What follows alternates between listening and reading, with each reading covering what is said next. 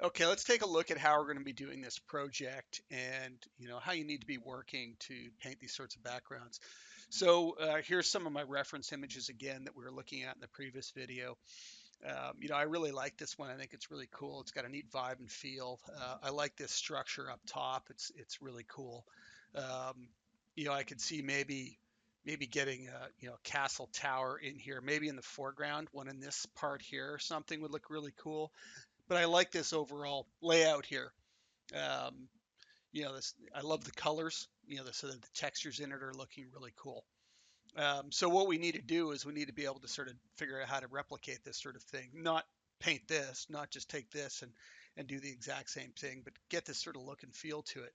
Now, one of the things is I really suck at color, so one of the things I do is I just steal color palettes off of good artists that know how to deal with color, and then adjust and tweak them from there, sort of thing, and take it down some directions.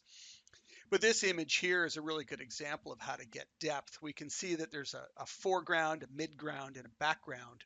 And so the background is just these washed out values back here. So there's a couple of colors back here. We're going to start with like two. The midground, you can see it's got a little more detail in it. Yeah, there's a little bit of contrast going on here, but there's only a couple of sort of main colors again. There's these sort of greeny tones, these reddy browns. I'll ignore this lump right here for now. But there's a couple of sort of like light tones. And so there's like three in the midground we're going to use. So we're going to take two from the back, three from the midground. And then in the foreground, we've got a little more variation. We've got a little more contrast going on. We're going right into the darks. It's almost this dark purpley kind of color that we can see here. Again, these sort of, reddish browny kind of colors, the orangey tones, and some sort of hotter highlight. There's also yellow that's been added, but we can not worry about that. So we're going to go with four for the foreground.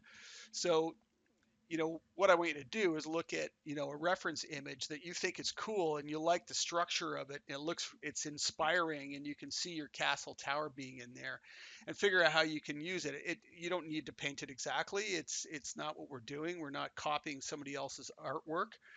What we're doing is we're using it as inspiration. And I'm going to be inspired by some of these colors to get started.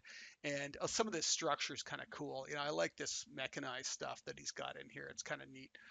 We'll see what we can come up with. Okay, so I'm going to take this image here, whoops, and I'm just going to copy it. I'm going to paste it into a reference folder. Now, I'm not looking for a big fancy reference folder here this time around, um, but I'm just going to go stick that up in the corner from now. I guess I could also just scale it up a bit to get started so that we can see it. In my concepts, so we're going to do three concepts, and then we're going to move um, the concept, the final concept that we've chosen to continue on. We're going to move that into the final folder and work on it from there. So here's how you get started by putting some concepts together. First, I'm just going to go make a layer.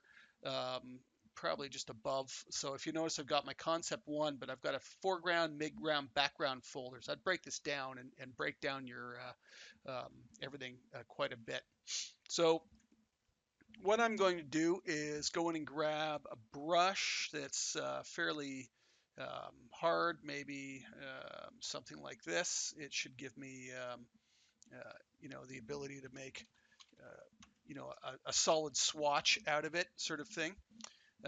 And I'm going to go and start picking colors. So I'm going to start with my foreground. So I've definitely got this dark here.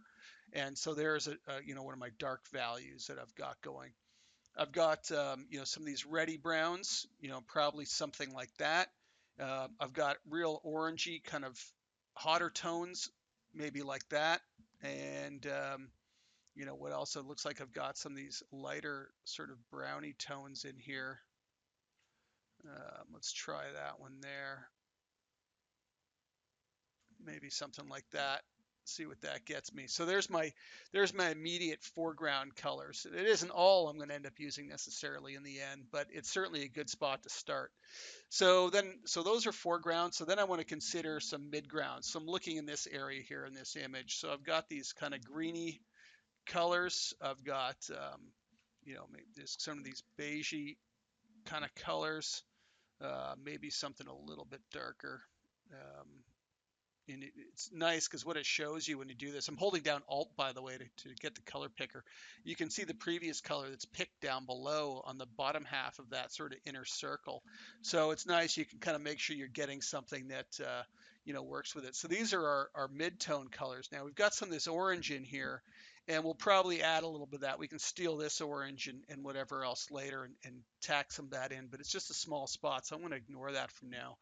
And then, of course, the background. So we've got this really hot color, and we've got these greeny kind of colors. And so they're going to be my background colors. And that's where I'm going to start. So if you look at these colors, what you can see is quite a variation in the foreground. Now, we could probably even in the foreground go with a hotter orange, probably something more like that. So what you can actually see that is there's a fair bit of contrast in these foreground colors and almost nothing in the background colors. And an excellent way to be able to check that out and look at that sort of thing is up above just even my concept layer here. I could even put it at the top if I wanted. I'm going to go in and add a layer effect, and that is going to be the black and white. I think, no, maybe not.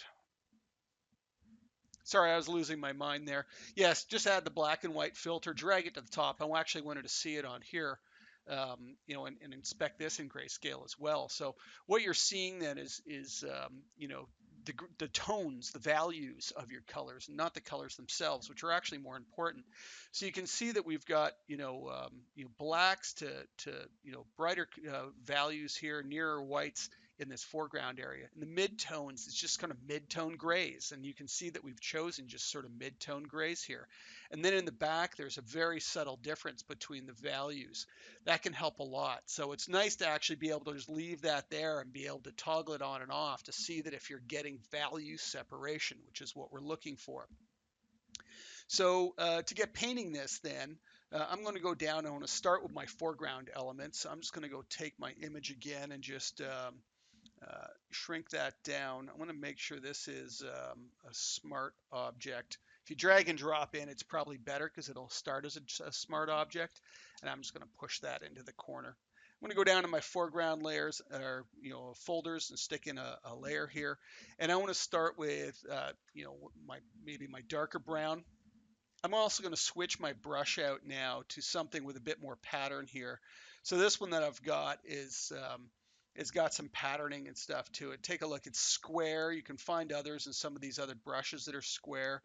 But here's how this one's been built and made. So if you look at the brush settings, my brush tip is just this sort of rectangle brush head with a bit of texture sort of, to it. Um, and it's nothing exciting happening here in the settings. If you go to the shape dynamics, we've got pen pressure turned on for size, but you'll notice that I've got my minimum diameter quite high, so that when I paint a line, I get very little sort of taper happening to my line at this point. Maybe I want some, but only some kind of thing. I've also got angle under the angle stuff. You've got control direction turned on. This way, it doesn't change shape when I paint in a circle. The bitmap actually rotates in the direction of travel, essentially, that my mouse is going. So I've got direction on, so I get these nice hard lines right now. I just want these crisp lines kind of thing being created.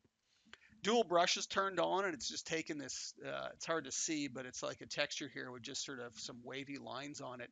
And what it's doing is it's mixing that over top of the existing one. So you can see that I can mix that on top, and it actually gets me this kind of mixed patterned, sort of look to it.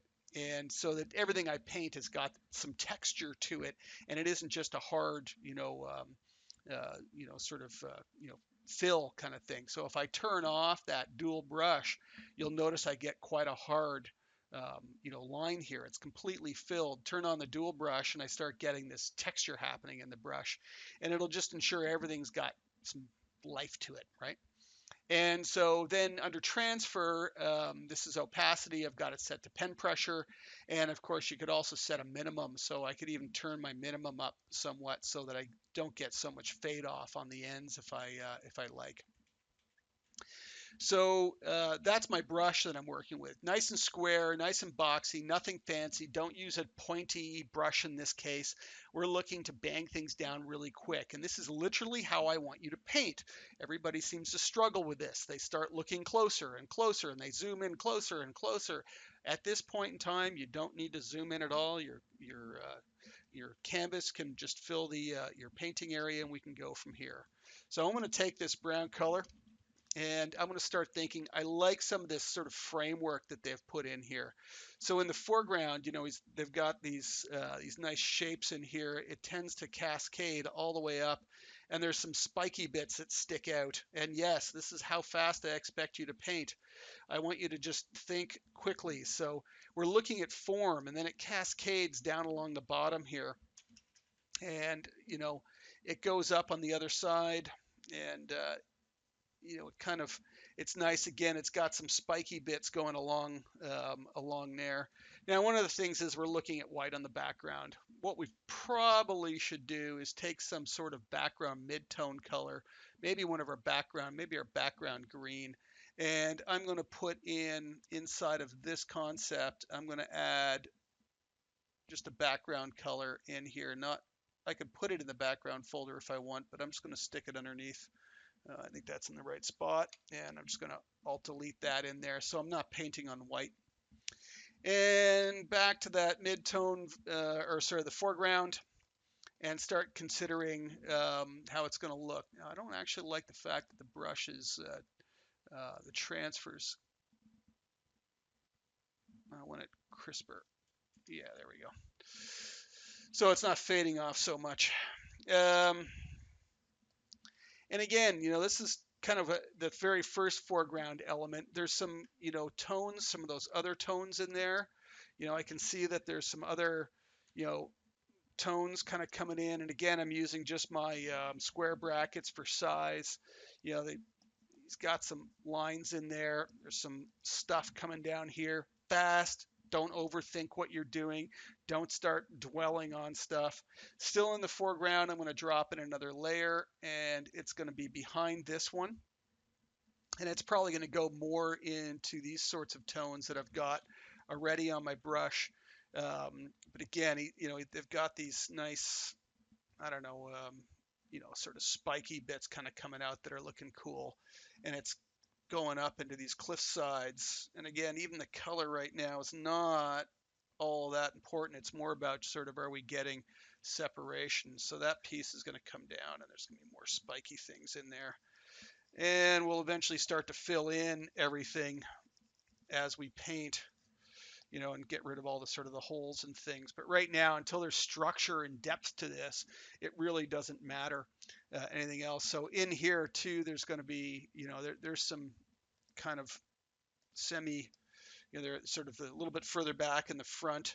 There's going to be some stuff going on. There's going to be some stuff down here, but we're getting into maybe this piece in here, so let's add in another layer. I'll just drag it down below, and that can be, we can use that value right now, but I'm just going to use it with like 50% opacity just to kind of remind myself where some of that stuff is. So I'm going to have another layer of stuff in here, and just sort of looking at shape and form. Maybe something bigger like that could look cool if it kind of breaks down.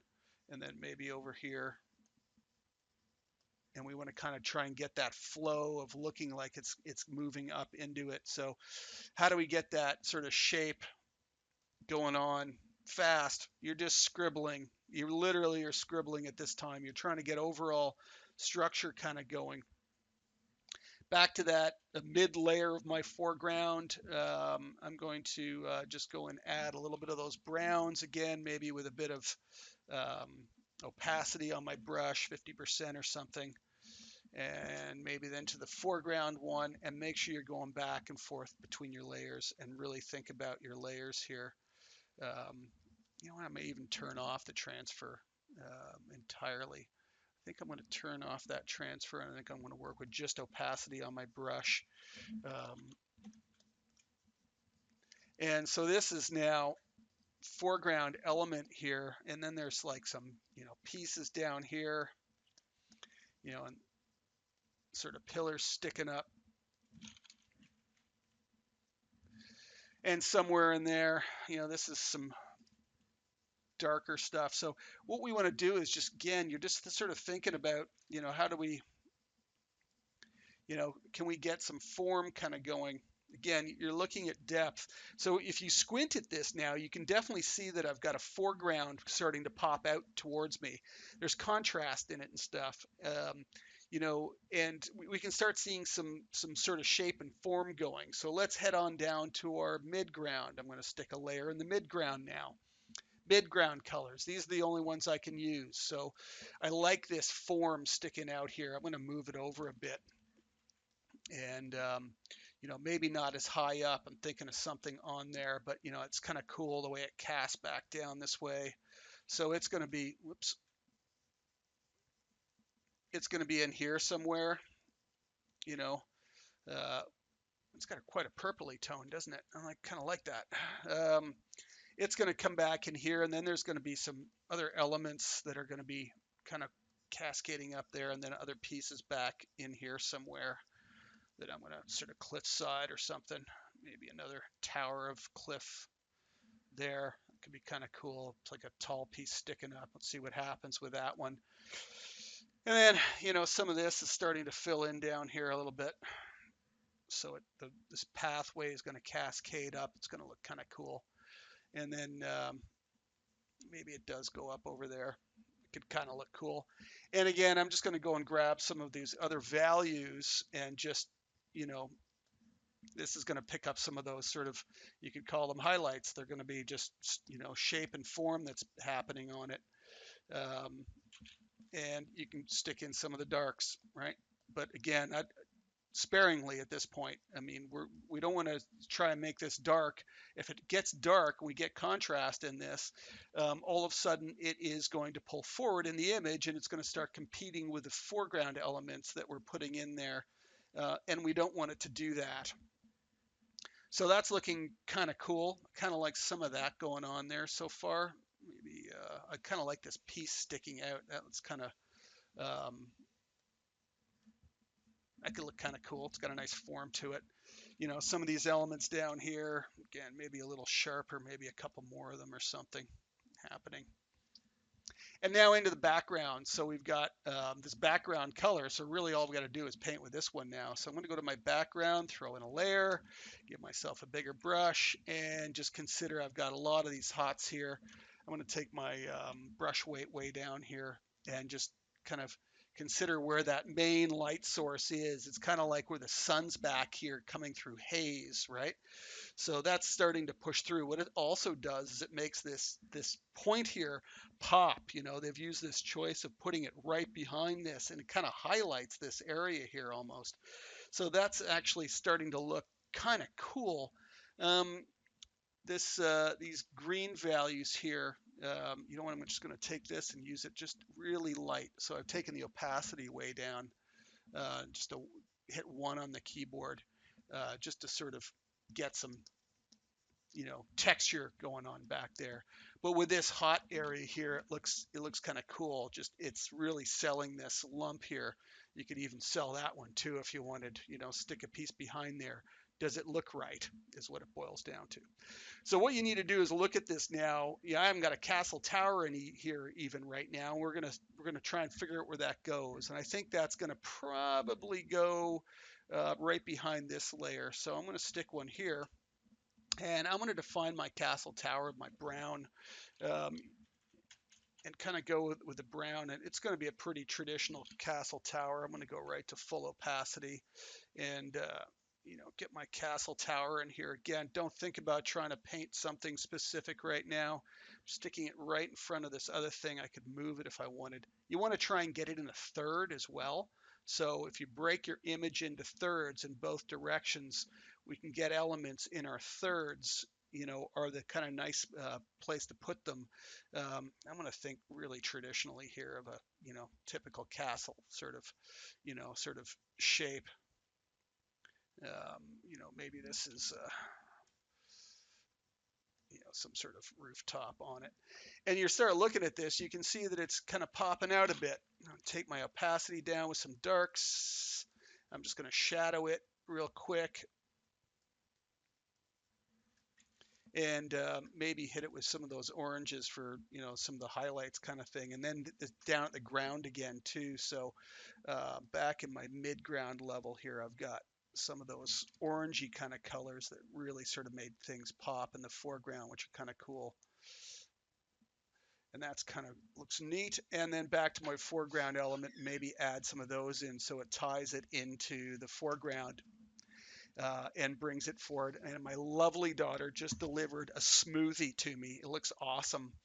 So with that coming into the foreground, what you need to do now as you're looking at it, it's a pile of scribbles, isn't it? Well, blur your eyes and look at it. Literally blur your eyes, step back from it. Are you getting separation of foreground elements, midground elements, background elements? Is your castle tower, since that is our actual focus of this, sitting in a nice place in our drawing? Is it a good size? Because I've painted it on a completely different layer, I can try things, and test out ideas really quickly, move it around, scale it up, scale it down. I really don't have to worry about anything at this point. Where does it look? Maybe it looked better over here. I could move it into the foreground more. That could look interesting as well. I kind of actually I like that tower I've added back here, but this might become the sort of the tall part in my scene. Maybe that big. That could kind of look good. Again, it's about the castle tower, so it's balancing my scene nicely. So I can now play with a lot of things really quickly and start trying to get the form going of this scene. I like some of these structural elements, and maybe that another one of these castle towers was up on the hillside back there. So I'm just going to go and take that. I'm going to drag it into my alt drag it down to my midground. And I am going to stick a castle tower up here and see how that's going to look. So if I stuck another tower up here on the top here, and I'll actually put it behind the midground so it gets hidden behind. And now the problem is it's the same values as this tower. That means that is not going to work because it needs to be desaturated, and really it needs to be just painted over with some of these values here. So I could, easiest way to do it is just, now that you think it might work, paint over with some of these, values here and see what happens. The other way you could have done it, and I'll just undo, is you could also go in and add a saturation onto this level and take the saturation down, which is going to affect everything behind it. But if we, again, of course, we alt click between them and lock it down to it, so you can, oops, let me drag this out properly. You can see it's only affecting that layer. And we can try playing with the properties of the saturation. It's probably still too dark, lightness. We could do something like that. And see how it suddenly went into the background? It's pushing forward. All of a sudden, when it starts hitting these values, it starts pushing off into the background. Desaturate it, pull the lightness up a little bit. All of a sudden, it feels like it's up on the hill suddenly. Isn't that amazing? It's just values that I'm messing with to do that. So now that that's in there, I may even just go in and collapse these two together, merge those layers. I don't necessarily want a bunch of layer effects or adjustment layers and stuff at this point in the game. I want to try and paint it. So this right now is pretty much what I'm looking at as a completed concept art. What's the main structure of your of your tower? You could define it a little more, but I mean only a little more. I mean really subtly, we're looking at the overall structure of your painting. Is it working? Is it kind of feeling like it's telling a story? Is it dragging it in? Does it have depth? Does it have some of the lighting we're looking for? So we can add a little bit of that lighting in, take a little bit of color out of this, this out of one of our, color things, and just, you can tack it in there if you want, but not any more than that. We're just thinking, is this working? Is this going in a direction that we want to go? If not, start again. And that's why we do it quickly like this, because we can make changes to this really, really quickly at this point. It is incredibly simple. So once again, start on your foreground, okay? Start block in multiple layers of your foreground, okay? Don't paint it all in one layer, because then you're going to be really stuck and it's hard to paint over itself. Move on to a midground, lay it down fast, really fast. Okay, then go and put down the background in there. Again, it should be really, really desaturated, very similar tonal values and whatnot, so it gets pushed back. Make sure you've got depth when you squint. Does it look like the scene has got depth? Make sure your tower's in there somewhere, obviously. Move on to the next one. So each of your concept paintings shouldn't take any more than 15 minutes, okay? 20 minutes at best. I've talked my way through this, and it's been 26 so far.